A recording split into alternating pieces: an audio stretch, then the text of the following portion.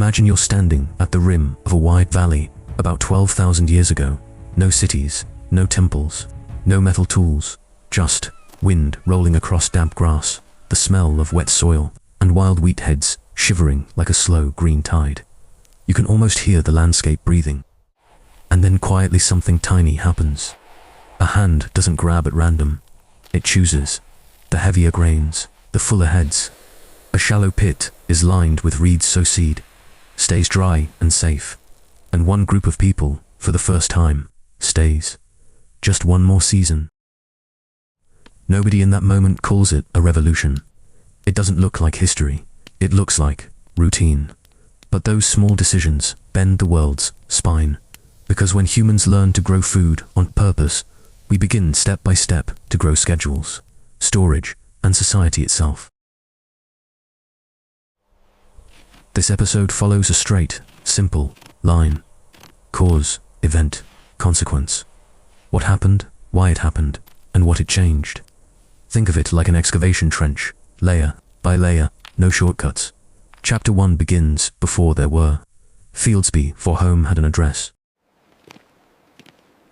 Before 10,000 BCE, most people lived by hunting and gathering. Life was a moving map.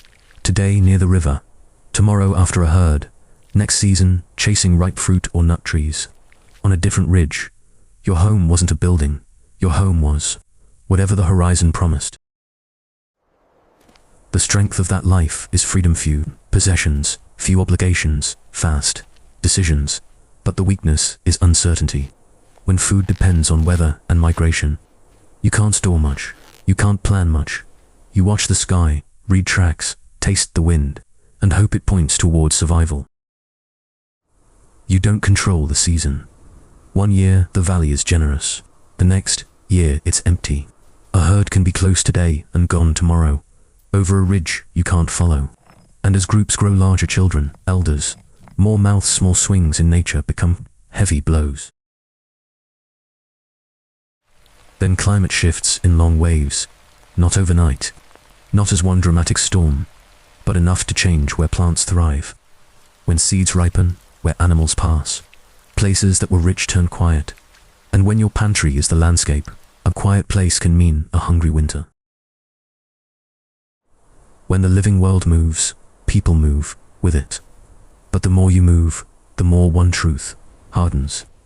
If you could stabilize one place, one patch of food, one dependable season, you could stabilize hunger. You wouldn't have to chase life. You could invite it to return. End of chapter 1. Before fields, the world is search and motion, a life of roots, not addresses. And that instability sets up the next question. Chapter 2. What changed in the world and what pressure changed in people to make staying make sense?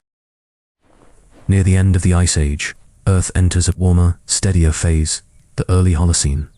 Stability means plants follow clearer. Cycles, sprout, flower, drop, seed, repeat. When a rhythm repeats, you can learn it. And when you can learn it, you can time your actions like a craftsman learning the grain of wood. Seed-rich zones begin to appear more reliably, but stable doesn't mean plentiful. Population rises slowly, groups grow, camps get crowded, needs get heavier. When more people circle the same patch of food, that patch empties faster. And scarcity doesn't need drama, it just needs repetition, season after season. The pressure is quiet, but it's relentless. Less food per person, more time searching, more risk. And under that pressure, humans do what humans always do. They experiment. Not with grand plans, but with tiny adjustments: what to pick, what to keep, what to protect, what to return to. To intervene in the ecosystem to make it produce food more regularly. At first, it's not plows or straight rows. It's choices. Choosing different seeds, choosing the same place again, clearing a patch, guarding it, treating the land not as a background, but as a partner you can influence. Keeping a portion instead of eating everything. Bringing seed closer to camp so it's within reach. Clearing a small patch with hands and stone. And most of all, thinking of next season as something you can prepare for, starting right now with deliberate restraint. End of chapter 2. Climate stability opens the door and survival pressure pushes humans through it. Chapter 3 is the turning action, the event. Not one day, not one village, but a transition from picking seeds in the wild to putting seeds into the ground on purpose. Don't imagine the first day of farming as a ceremony. It's a string of small experiments. Pick where the heads are heavier, choose the plumper grains, bring them closer. Repeat, season after season, until selection becomes habit, and habit, over time, becomes a system. Then a new behavior appears, keeping dry seed. A small share is set aside, not to eat, but to save. That is a mental leap. It says, I believe tomorrow will come, and I'm willing to trade hunger today for control tomorrow. That is the seed of planning. Tools shift too. Grinding stones turn grain into food you can carry, store, portion out. Not just fullness, regular calories that don't run away like a herd. Stone wears down with each stroke, but the deeper change is invisible. A new routine, repeated until it feels normal. And then, storage. A rough pit, lined with reeds, covered to block moisture, sealed against insects. Storage is a psychological invention. It turns food into inventory. It turns time into a resource, and it makes the future feel real enough, too. Prepare for, because now you can point to it. Underground. When you have a cache, you have a reason to stay. Stay to guard it. Stay to wait for season. Stay to defend the work you've invested. Because once you store food, you've created something worth stealing. And in protecting it, you begin protecting a place. This is where camp starts hardening into home. This is the turn. Humans step away from the moving map and create an address. Not where food is today, but this is ours.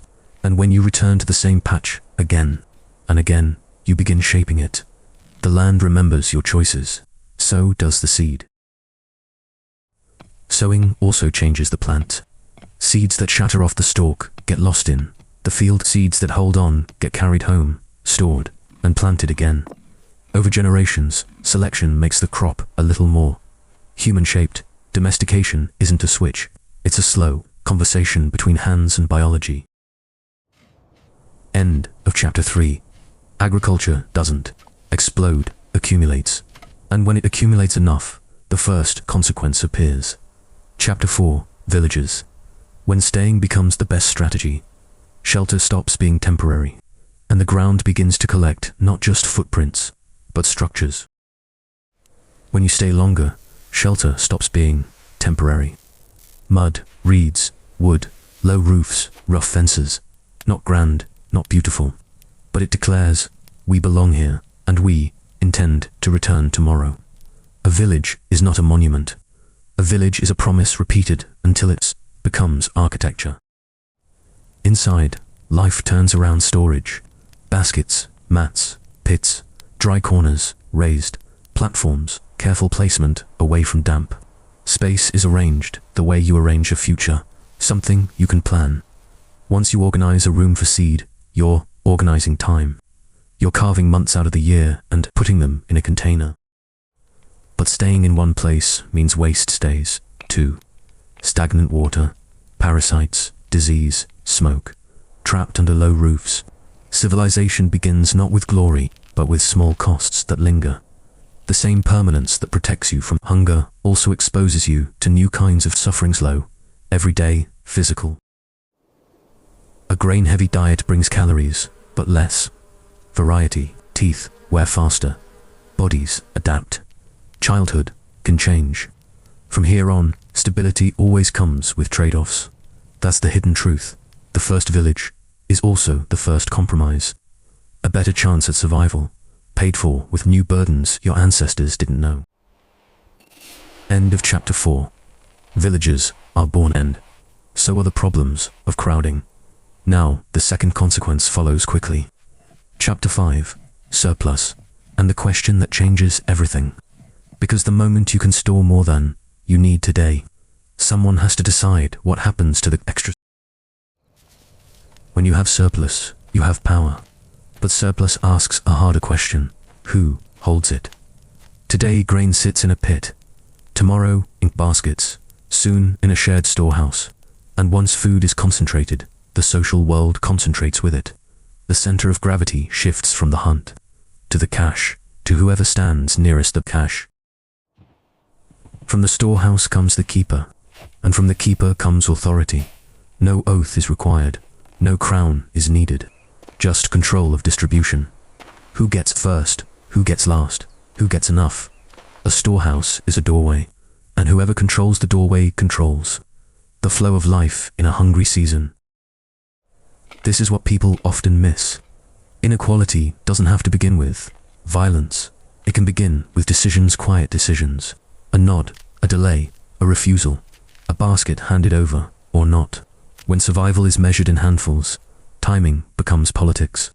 And politics, at its root, is just power over distribution. When food can be counted, it can be divided. And what can be divided can be disputed.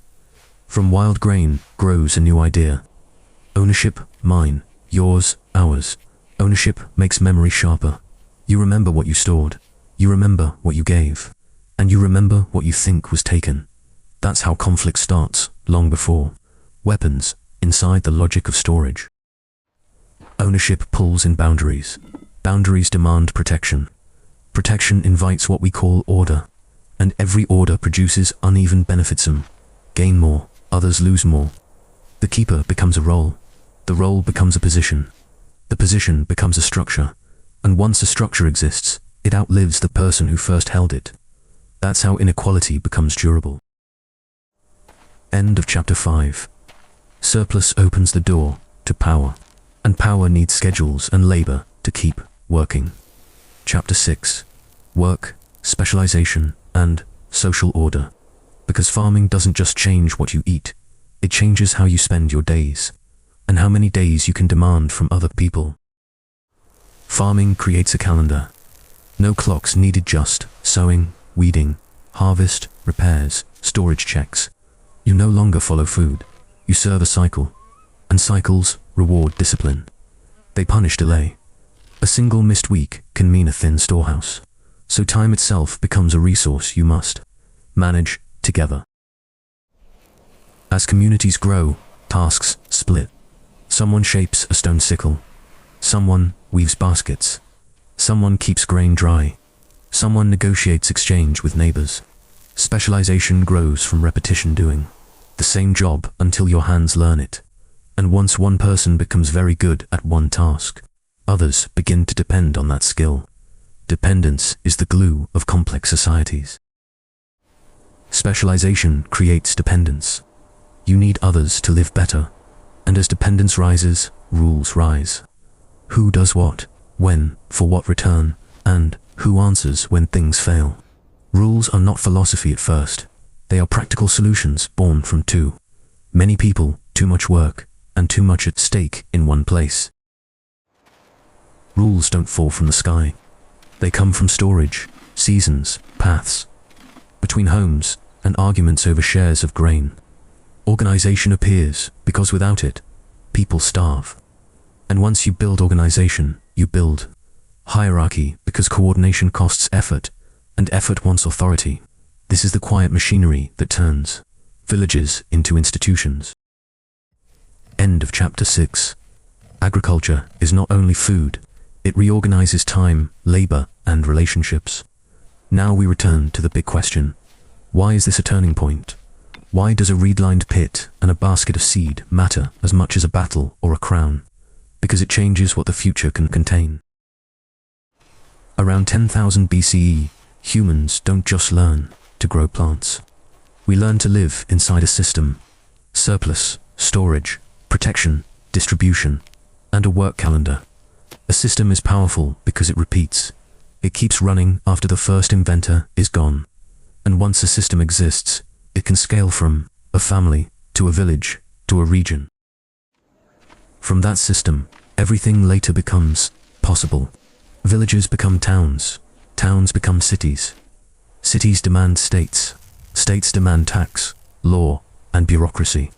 You don't get temples, armies, or writing without food that can be stored, counted, and moved. Accumulation is the fuel, administration is the engine, and agriculture is where the fuel first appears in volume. In short, agriculture enables accumulation. Accumulation creates differences. Differences create power. Power creates order. And order becomes the frame, the skeleton of civilization. That skeleton can hold wonders, art, learning, trade. It can also hold cruelty, exploitation, coercion, war. The point is not to praise it. The point is to recognize the mechanism. If you stood in that valley 12,000 years ago, you wouldn't see empires. You'd see wind, soil, and a handful of saved seed, maybe a reed-lined pit, hidden under a mat. But through the lens of time, that is the seed of everything. History often begins with objects that look boring. A worn stone, a basket fiber, a burned grain, under glass. A turning point isn't always loud. Sometimes it's a silent fork. Humans choose to stay, choose to store, and choose to organize. After that, history accelerates. Because once you can store food, you can store labor. And once you can store labor, you can build things that last longer than a seat and walls, roads, and rules. Only after that do later stories have ground to grow. Wars for land, trade for surplus, laws too, hold order, and the first states taking shape. And notice the sequence. Food first, then power, then institutions. It's not romantic, it's structural. If you want to understand civilization, start with the storehouse. Start with the question, who controls the grain? In the next episode, we'll follow another turning point, when power moves from the storehouse into symbols and belief, when obedience is no longer negotiated with food alone, but with stories, rituals, and shared meaning. That shift is just as real and just as consequential, but it is the next layer, the next trace, the next chapter in the ground. For now, remember this: a reed-lined pit, a basket of dry seed, and one decision to stay one more season was enough to pull our species into a new era. Not overnight, but inevitably. Because once you build a system that rewards staying, the world fills with people who stay then, expand, then compete, then rule. We've moved from cause to event to consequence. If you like history told clearly with argument, evidence, and a chain of effects, that's the spirit of this channel. No myths, no shortcuts. Just the hard, slow logic of how small choices become structures. If you've ever held a seed in your palm, you already understand the first step.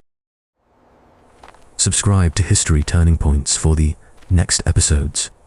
Each one is a fork in the road. Why it happened, and how the world changed after. We'll stay close to the ground objects, textures, decisions, because that's where truth hides. And if you're watching closely, you'll notice a pattern. History isn't made by magic. It's made by systems that repeat. And if you want, leave a comment. Which turning point should we cover? Next war, religion, trade, or a reform that reshaped society? Tell me what you want to excavate. Because every era has a moment where the future becomes possible. And those moments are rarely the ones people memorize in school. Thanks for staying to the end. Have a calm day, and next time we'll meet again in another layer of earth, another trace, another story. Until then, keep this image. Wind over grass, a reed-lined pit underfoot, and a handful of seed saved with deliberate restraint. In the silence of soil, history always leaves a mark. Our job is simple. Bend down, look closely, and tell it correctly. A burned grain, a worn edge on stone, a pattern of pits. These are not props, they are fingerprints. And once you learn to read them, the past stops feeling distant. It feels inevitable. Thank you, subscribe, and I'll see you in the next episode. Same tone, same method. Cause, event, consequence. We don't chase drama, we follow mechanisms. Because the world you live in was built the same way this story was built. One small decision, repeated until it became normal. See you next time.